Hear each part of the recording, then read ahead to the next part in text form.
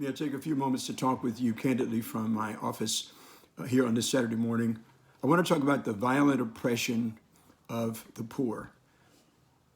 A couple thousand years ago, almost 3,000 years ago, Solomon wrote, "If you see the oppression of the poor and violent perverting of judgment and justice in a province, marvel not at the matter. For he that is higher than the highest regardeth, there be higher than they."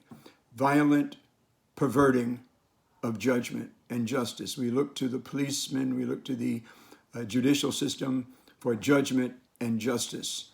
But Solomon, wisest man that ever lived, other than Jesus, wrote thousands of years ago, when you see the oppression of the powerless, when you see the violent perverting of judgment and justice in a given state, nation, city, he said, marvel not at the matter.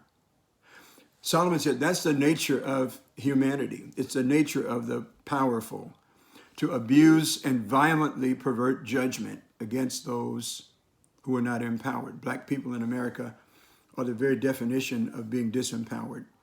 And there are powerful forces who visit violent perversion of judgment and fairness and justice, economic oppression on the poor. Solomon said, don't even marvel at that. That's normal for humanity. That's the sin of human nature. That's the sin of societies. Violent perversion of judgment and justice and oppression. So Solomon told us what to do. He said, don't marvel at the matter, because there's someone higher than them. And I'm telling you that the Supreme Court is not the Supreme Court. It is a high court, and it may be the Supreme Court in the United States of America, but it's not the Supreme Court of reality. There's a court in heaven. There's a judge who sits on the throne. There's a God who sees all.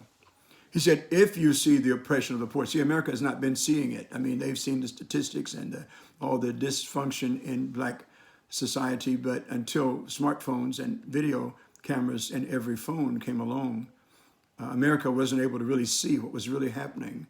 And they thought that we as Black men were just making up things, and they thought we were protesting too much and just saying what wasn't so. But now that everybody has a smartphone, you can capture 4 officers around a disempowered man crushing his life out for all the world to see, not only domestically, but internationally and worldwide.